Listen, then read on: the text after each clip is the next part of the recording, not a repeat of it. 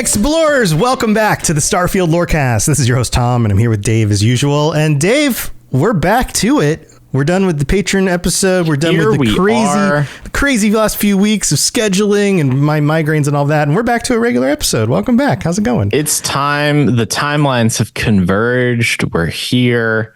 We're in this is New Game Plus 7, and here we are. That's a lot of New Game Pluses.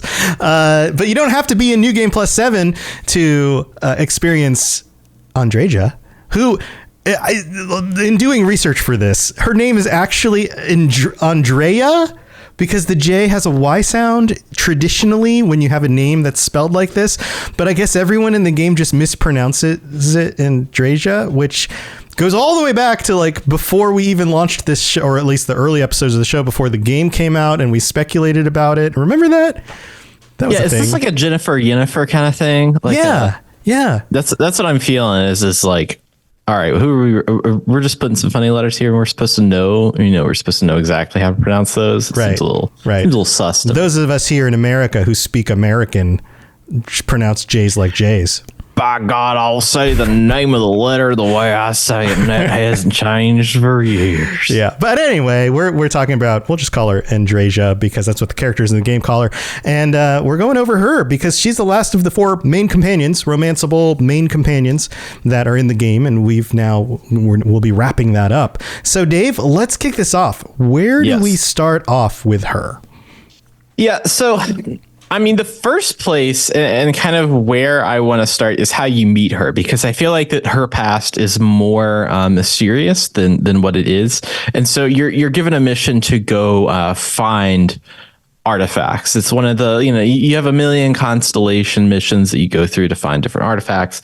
All of them take you to different places. Some of them are very specific, like the Sam Coe mission that takes you to Aquila City, and you go through the outlaws that kind of lived in that little crater where that's a whole thing. This one, it just feels like another day in the wasteland. And so with the wasteland, in the wasteland, we're back in Fallout. I'm wearing my Fallout shirt. I live in Fallout about the TV every show week. I'm sure you do too. So it's easy to mess that one up. So we're just out adventuring, and then we go into it's like a mining facility essentially. Mm-hmm. And when you walk in, all of a sudden somebody's gunning somebody else down, just full on arguing. And then all of a sudden, bam, shots fired, and then they're gunned down. Murder. And then the person turns to you is like, oh, hello, my name's Andreja. One of those. And I'm from Constellation, and at first I'm like, my first reaction is like, oh, finally get somebody that's willing to do some dirty work to get some stuff done. You know what I mean? All right. So hot takes here. She's my favorite companion. Is she yours? Oh yeah, 100%. I mean, everybody who listens to this show that understands my play style, I'm a pirate first and foremost. Uh-huh. And so the only one that's willing to deal with my BS is Andrea. She's just Andrea now. Just keep changing it. Yeah. No, she seems like the companion who was designed in order to be sneaky. She was also the companion who was designed to be a little bit more okay with the sordid details of your decision making on occasion, right? Yes. That works for me too. I mean, I try to make the morally upstanding choices, but I do enjoy my sneaky playthroughs of games like this. So she was my go-to companion, which means that I spent the most time with her. So by the time in my first playthrough, we get to the point where one of the companions dies. Guess which one it was? It was her. And I was super bummed out. I was like, oh, come on. Yeah, I was glad to be kind of, at that point when I met her, to be kind of rushing through the story. I had done a bunch of exploring and didn't think about as I was going into it blind, essentially. Yeah. So I didn't think about other companions, what was going on. And I was very happy that when the decision came and I was like, all right, I got Andrea with me. She's my favorite companion, obviously. I was just main questing it, and I had done a bunch of side stuff before that. And so when they were like, oh, the choice of, do you save Sam Coe or do you save Sarah? And I'm like, well, I don't really care. Okay. All right. So wait. Let's we're definitely going to get more into what we do know about Andreja Andrea, as Dave calls her. But okay, so if you were to rank the companions, who's at the bottom of the 4? Who's your least favorite? At the bottom of the 4? Yeah, so Andreja is the top. I agree with you there. Who's your bottom pick? Yeah, Sarah Morgan is probably my bottom pick because it's like Spock without being a weird alien. And like that's what makes Spock great, is a weird alien, but just like that she's like, a little too dry. Is that what you're saying? Like logical statistician works if there's a little bit else more going on, except for the only thing that she else has going on is war PTSD, which is not something that's just a little sad. That is, in my opinion. No, that is rough. Yeah, no, that is a thing for sure. The bottom of my list is Sam Coe. Yeah, I find him to be a little too, I don't know, a little too suave, a little too, well, gotta take care of my daughter, like that's fine, be a dad, and we've discussed how he might actually not be a very good dad. All of it, like, you're a dad, I'm a dad, you have to take care of your kids, you got to focus on your kids, that's important, I get it. But I kind of after looking at his face enough, I was just kind of like, I'm done looking at your face. And then, he's probably number 3 in the list of 4. He's probably number 3. So Barrett's your number 2. Barrett's your number 2. Barrett's my number 2. I think Barrett is like, I feel like there's something there, as Belle would say to the Beast, like there's something there. Wait, so you're falling in love with Barrett? Is Barrett I mean, I don't know. Like he's a pretty charming dude. Like he's kind of like a Han Solo type. Yeah. The one thing I like about him is like there's like some comedic dialogue options of like being kind of like a smart ass or whatever. Mm-hmm. And he likes all of those dialogue options. So in like conversation of like going through quests, I like having him with me because he's like, yeah, it's a good one, man. Nice joke. Yeah. But the rest of them are like, what are you talking? Why are you being weird with these people? Stop being weird. Right. Yeah, there is that. For me, Sarah and Barrett are kind of are in the middle together. They're, I'm not really sure who to put 2 or 3. I kind of go back and forth. I like Barrett for the same reasons you mentioned. And I don't find Sarah's dryness unappealing. I think it's actually, and maybe it even plays to my personality and maybe my relationship with my wife, where she's kind of more of the administrator type. She's like, I don't want to have to do any of that stuff. I don't want to have to be focusing on, like, okay, you're with me, you can handle those things, let's just keep going. Like, that's kind 100%, of, I'm fine 100%. with that. But anyway, back to Andreja, now that we've ranked everybody. There's, just like House Varun, which she was previously associated with, we are kind of missing some of the details here. I mean, as with all of these characters, there are some details that they allude to, and we don't really get the full story. But I feel like she's, again, one of those, like, the most mysterious of the 4 characters. And also it has to do with House Varun, which makes me wonder if by the time we get the DLC, if you bring her along with you through the DLC stuff having to do with House Varun, which it probably will, that we'll get more of that fleshed out. But to begin with, like, what do we know about her history? Yeah, so we know for a fact that she grew up in the House Varun. That was the thing that she was introduced to as a child and lived on the planet of the Varoons, wherever it is, it's totally not going to be in the DLC. There's some speculation around which one it is, but for right now, we don't officially know. She grew up on the planet and grew up in that culture, and then it seems like that there is a process that people have different roles in that culture, and one of the things that she chose to do was to be an agent. And so an agent of House Varun is kind of like a Mormon. You put on your tie, you bring your best friend with you, get on your bike, and you go knock on doors. It's not necessarily like an evangelical thing. It's more of like a, hey, we're isolationists. And we need supplies. So like, I'm thinking, and this is in a bad context, like North Korea has people that go and manage international relationships, smuggles items back into North Korea. Like there is like a hierarchy there of people that go and take an isolationist nation and then bring in the goods and services that are needed outside of what they produce. Right. And so because most places can't fully be isolationist because you don't have all the same natural resources in your geographical region as you can get across the rest of the world. So they have to kind of adapt to being isolationist, but still needing things outside of that. And so you're saying that that was her job. Her job was basically to get out there into the rest of the galaxy, or at least this part of the galaxy, and get things and bring them back. That was kind of her main thing. Yeah, that was her main thing, was to be able to do not only like the good, like getting the good stuff like food, clothes, but also weapons, also like the kind of illicit things. And the way that they do this is interesting, and they kind of talk a little bit about it. Nobody knows the actual like jump coordinates for the planet, the main Serpentis. Yeah, I think the name of the system. The Varun planet, right? Their home planet, which nobody knows the location of that. So what they do is they pretty much put them in the back of a truck, put a blindfold over them, a space truck, and then fly them.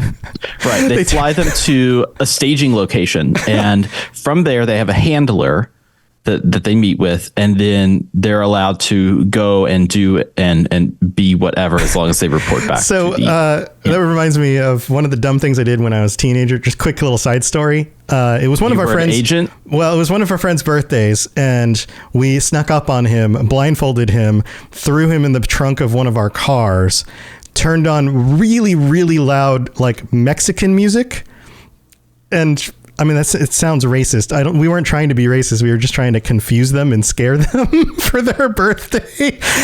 And we drove around for a little bit, and then we got somewhere and then opened up the trunk and then let them out. Yeah, I may or may not, unconfirmed, have been in a fraternity, and I may or may not have done and been done to a similar kind of pickup, drop off situation. It was not to hurt anybody. We thought it was hilarious because we were like 17 years old. I would probably never do anything like that ever again. But nobody. And then the good thing, and it's not like nobody's in real for these. It's like for these. My wife thinks I'm an absolutely terrible person before I met her, because I'm like, yeah, we used to like pick up people and put them in the woods, but nobody was in danger, maybe emotional danger, but nobody was in physical harm or in any way. Just the dumb things you do when you're a young man and you're bored, like exactly. Stage small kidnappings. Andrea, on the other hand, or Andreja, she is essentially handled by this particular, what's the name of the guy? She's handled by a particular handler called Tomasar, and Tomasar has worked with a bunch of different agents as well. And Andreja, just call her actually got to be, I'm gonna call her a multitude of different things. Actually got to be friends with a lot of these agents, and kind of was the lead agent, and kind of brought everybody up to be closer, to work together in a more cohesive way, and develop those relationships through her agency. But that didn't last forever, because eventually she leaves House Varun. Like, she decides this isn't for me anymore. It's unknown, really. And if you ask her, it's like she's not official. She's not like running a separate task for House Varun. She's still in it. Like, she's still a part of it. Kind of like how, think about Tom Cruise in Scientology. Like, Tom Cruise isn't necessarily like doing the Scientology all the time. He's a part of it. He's like, he's basically worshipped by a lot of their members, as far as I've learned. Well, I mean, maybe Tom Cruise isn't the greatest example, but you get what I'm saying. Like, this dude isn't doing like Dianetics every freaking day. Like, he's getting down and just kind of existing in this world. And when they call on him to be like, Mr. Cruise, we need you to become a P5, he's going to be like, all right, cool, let's get it. And if you don't know anything about Scientology, this is all going to sound super weird.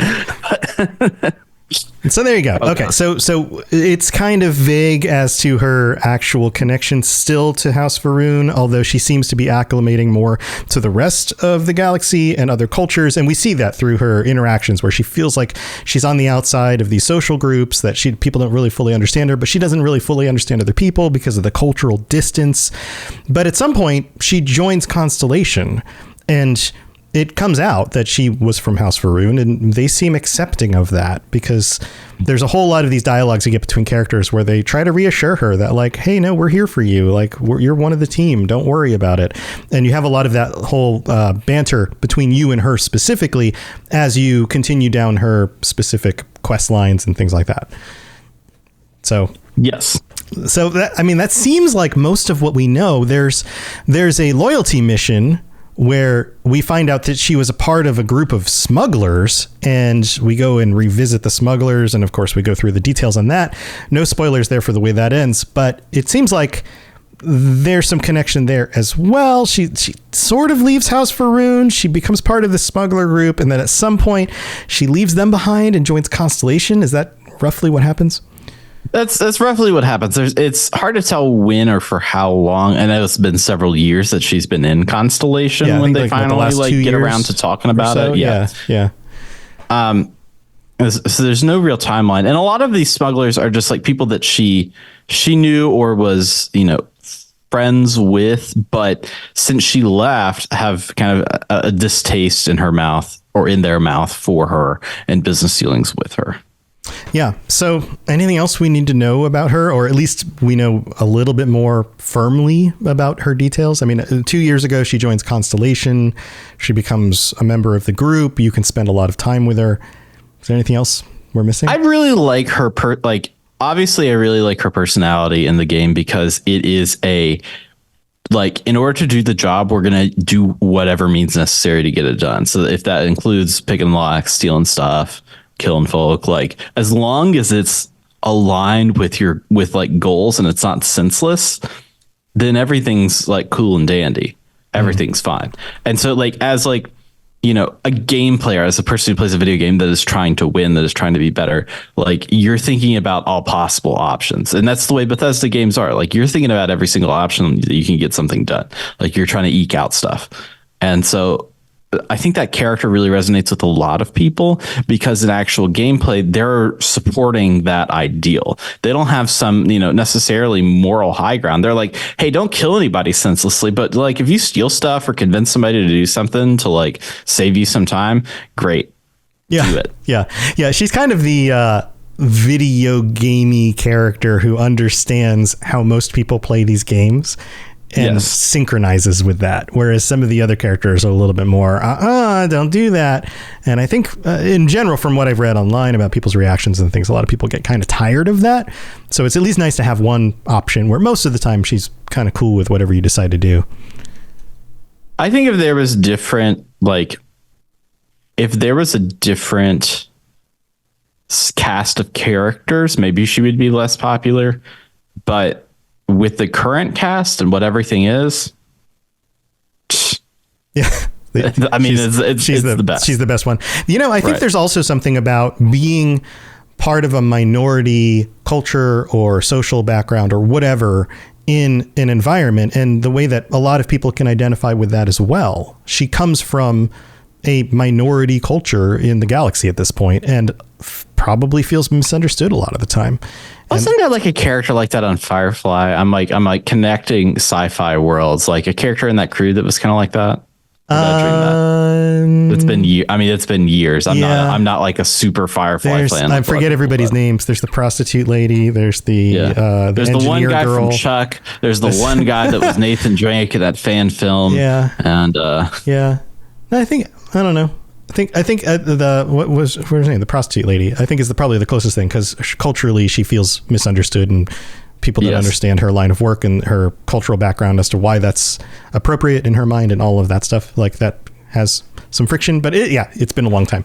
So it's been a while. So like with the others, we have a voice actor. This is Cissy Jones who does Andreja's voice, and Cissy Jones has done a lot of stuff. Go to her IMDb, words are hard, and look down the list. It begins with doing random voices for the OG World of Warcraft, 2005. This is almost 20 years ago. OG World of Warcraft, and then a whole bunch of stuff. Everything from other Bethesda games like Fallout 4, she was Dr. Duff and Dr. Patricia, to so many different things. Destiny, Half-Life Alyx, the Walking Dead games, Dead Island 2. You can just go down the list. Baldur's Gate 3, she's the Absolute. And more recently, Ark, the animated series she's a part of. Any of these other ones that really stand out to you, Dave? There was one. Hang on. I looked at this earlier. Looking at it, I think it's cool that she's done so many different things. Lots of these extra voices, a lot of like non-named characters. So a lot of work as like background voices or extra NPCs in environments. But then you also get other characters that are named as well. But there's the list is so long. It's just pages and pages and pages of stuff. And pages of stuff. Yes. Yeah. So very cool. Very, very cool. I love, I've had the opportunity due to doing, say, the Fallout Lorecast and the Elder Scrolls Lorecast to get a chance to talk with some of the voice actors before. And it's always fun to see their perspectives on the characters and things like that. And who knows, maybe that's something that we can work out in the future. But it's especially cool to see somebody with such a long list and such a deep experience, with all of these different voices and different characters. So cool stuff from Sissy Jones.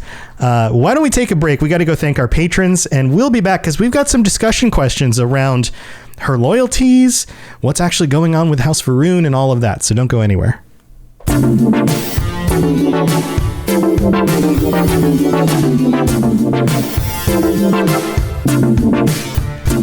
All right, here we are in the middle of the show. Thank you to all of our patrons who support us on patreon.com/Starfield Lorecast. And we have an upgrade. Nordic Mike has upgraded to the Space Lord tier. Thank you, Nordic Mike, for your upgrade. Space Lord. So that means we have got 2 Space Lords to shout out every week. Commander Marcus Shepard and Nordic Mike, thank you so much for your support. And to all the rest of our patrons, thank you as well. Thank you for being here. If you're interested in getting ad-free episodes or going back, if you're just discovering Starfield and you want to get through a bunch of the episodes and not have to worry about all the ads, it's a great way to do that. Also, there's t-shirts and stickers, and you can, of course, join us for our patron chats at the end of the month. So go check all that stuff out.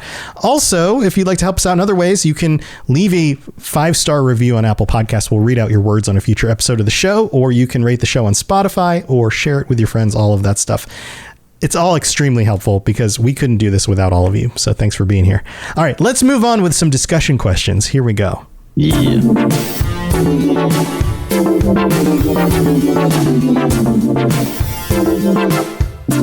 All right, Dave, where do we want to start with the discussion here? Yeah, I kind of wanted to center the discussion around just House Varun, because we've talked about that. It's been in the, it's going to be in the DLC, pretty much confirmed. Like it's the one loose thread that they kind of have hanging out there. Except for like the Unity, like the big questions, but among these other I don't things. think that they're going to answer. I don't think they're going to tell you exactly. I mean, if they exactly, laid out 100% how like the magic works in Elder Scrolls, like you would need like 1 million books. Oh, wait a minute. There are a bunch of books, but it's the equivalent of like the Dwemer in the Elder Scrolls and never really fully being explored or explained.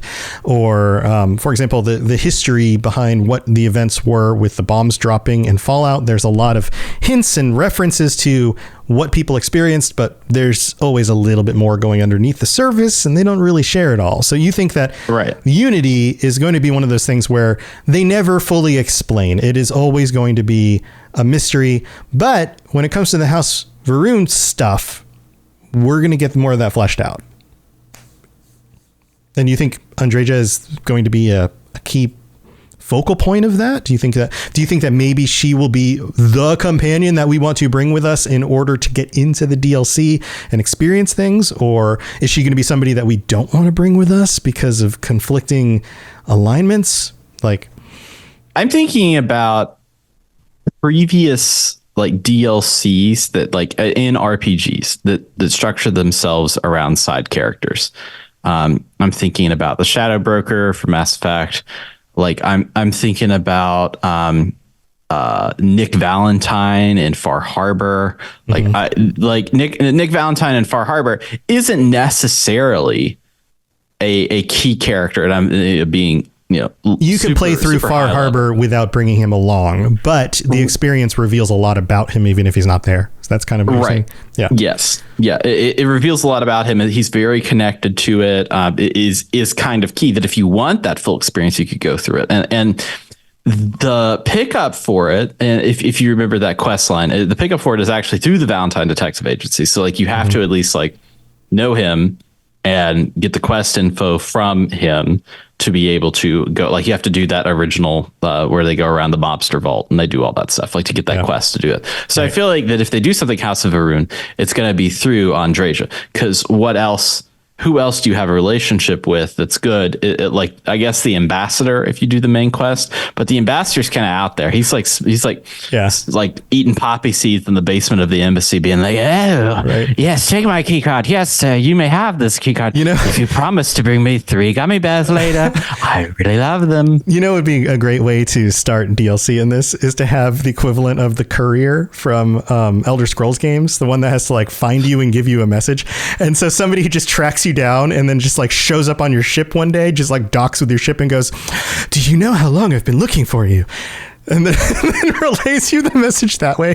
That would be hilarious. And I'm sure people would hate it, but oh man. I mean, that's kind of how Skyrims are, because like, when you go meet like, hello, stranger. We're reforming the Dawn Guard. If you feel like coming, call 845-951 and you can show up and kill some vampires with us later. Here you go. See you later. And then they just turn and then casually, slowly walk away because they're no longer in a hurry to find you. I love those little details. Right. Yeah. The same thing, I think, for not Dawn Guard, but the Dragonborn DLC, where like the cultists just show up and they're like, all right, we got to kill them. Yeah. And then you read a note and it's like, we're actually from this place. Yeah. And it's like, the quest is like, get a boat to this place. And if you're just playing that game, like my first thought when I was playing, I was like, nobody's going to really want to go there. I was busy doing something else right now. Right. I was busy over here. I was like delivering some like axe to some guy at a meadery or something like that. I'm not going to be going over there. So I feel like that a natural progression like that, and we saw it in Fallout 4, is to attach it to an NPC or something. Like I don't know if it will be like, I'm thinking about religious things where they all have to come back, and in my head, just because of like, I'm thinking about like when the Romans did the census and they gotta carry little baby Jesus all the way back to Bethlehem. Right. And so I feel like that Andreja is not going to carry baby Jesus, but she is going to be called back in some way. Oh, be called back. No. So you think there's going to be a like, hey, everybody has to return to the home planet, and then that gives us some sort of connection through her to kind of go with her or maybe follow her there. Yeah. And I think she's going to be kind of in the middle of things because she's kind of out of it. Like she's going to be an arbiter of the situation. And I feel like this situation is going to be between the actual, traditionalists and the extremists. Like obviously there's contention there because the extremists you're fighting out in space.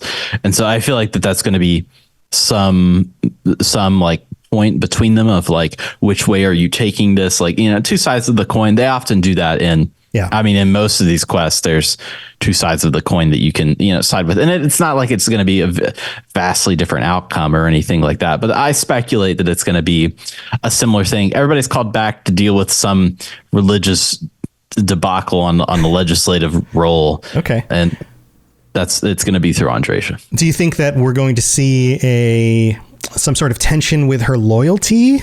Like she's called back and then she remembers, or like they try to pull her fully back in and then she's like split with like, well, do I go back? Do I stick with Constellation? Do you think we're going to see some sort of tension there? I think so, because like I'm thinking about other characters with like weird religions and different stuff in RPGs, and the my favorite of them is Tali from Mass Effect. Like that decision when you go through the games, like does she stay with the colony ships? Does she go off on the Normandy? Direction? Right? Does she stay with Shepard, or does she return to her colony ships and all of that? Right. Yeah. Okay, I think that's a good analogy. It's Tali. I mean, they're very different personality wise, but the idea of being part of this isolationist kind of group that's off on their own, and then she's off to explore things and it expands her horizons. Yeah. So I can see the similarities there. Okay. Now here's a kind of a crazy question.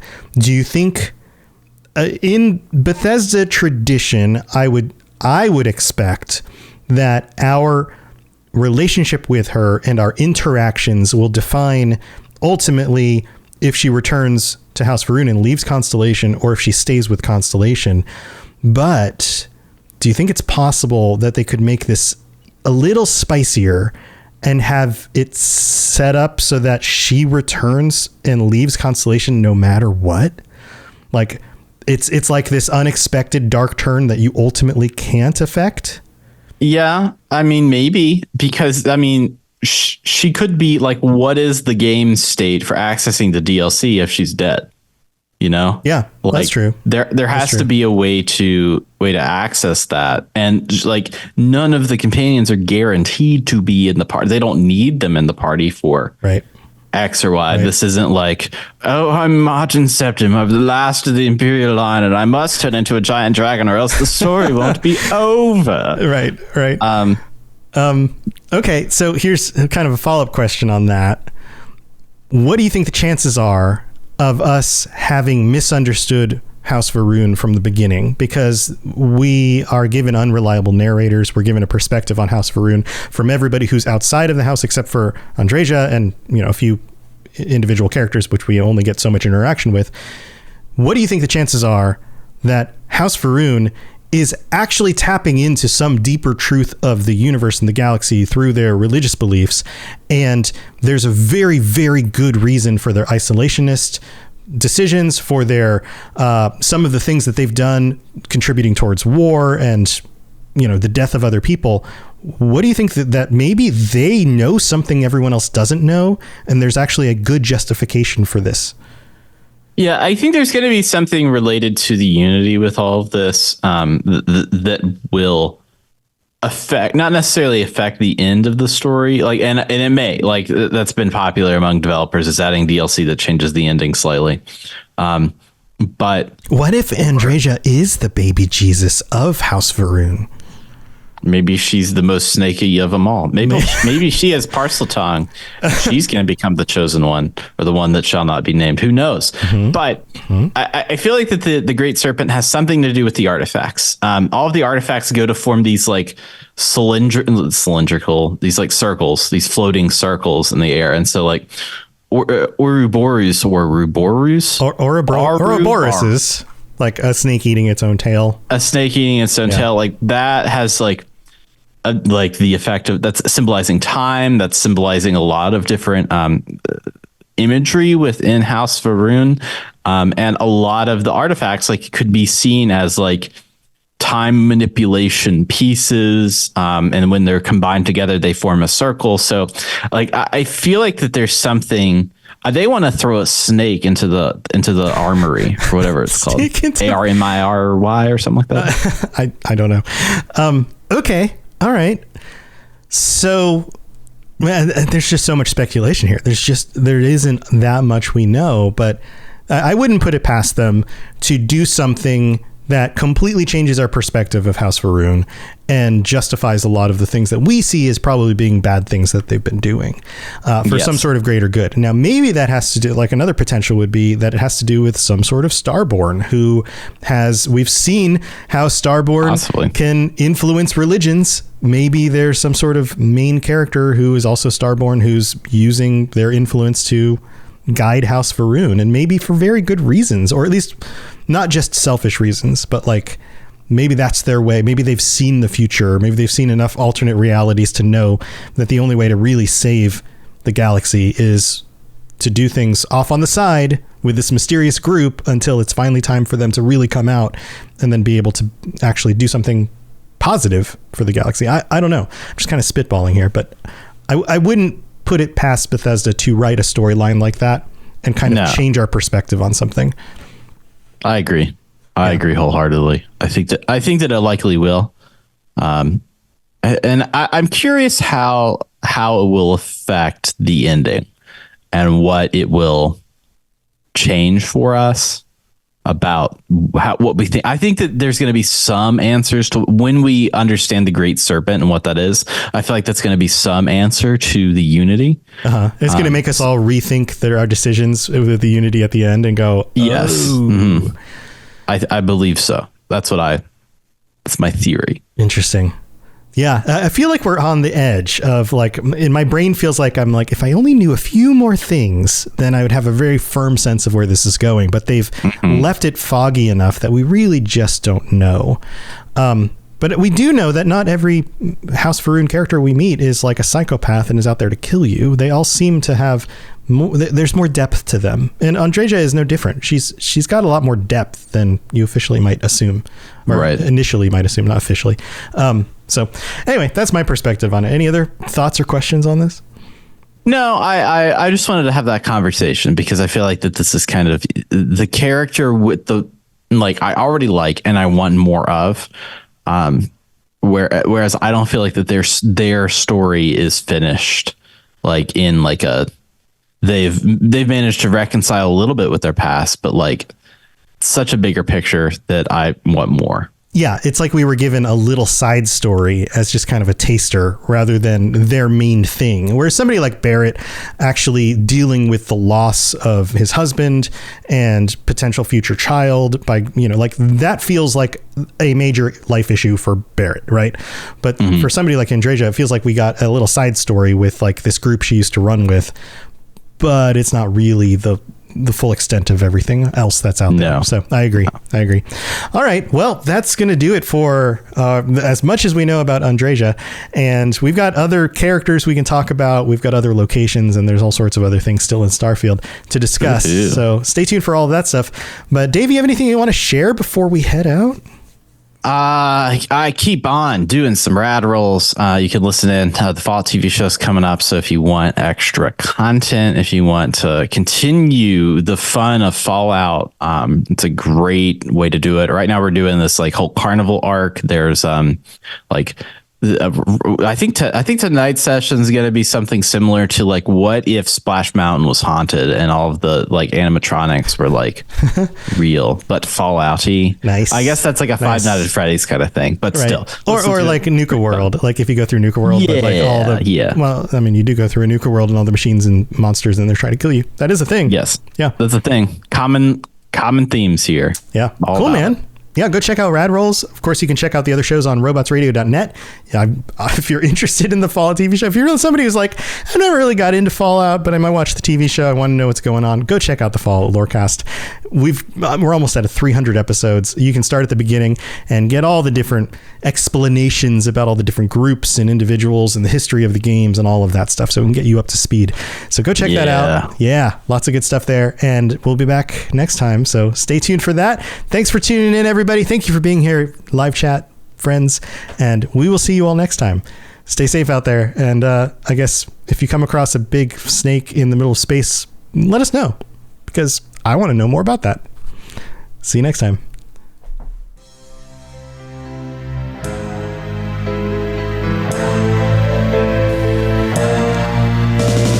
Thanks for listening to the podcast. We hope that you enjoyed this show. Did you know that parodies are copyright protected? Tell a friend and review on iTunes or other services. Dave and Tom excited for Starfield. Let's all speculate and wear no shoes. Hey, why aren't we wearing any shoes? Because shoes rhymes with iTunes, and that's the best I could think of.